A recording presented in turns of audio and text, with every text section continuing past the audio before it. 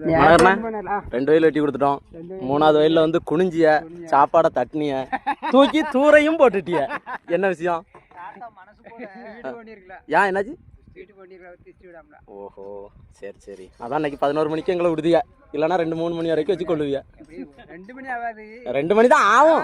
அப்படி ஆகாதான்.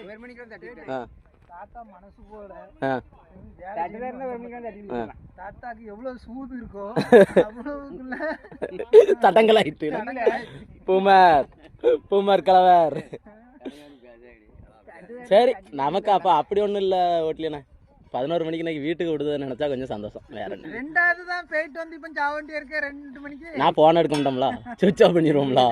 2 மணிக்கு இங்கனே கொஞ்ச நேரம் தூங்க நாங்க போயிட்டு வந்துருந்தோம். தாத்தா மனோகரன் அந்த கம்பு கீழே தூங்க சொல்லுங்க, நம்ம போயிட்டு வந்து எழுப்போம்.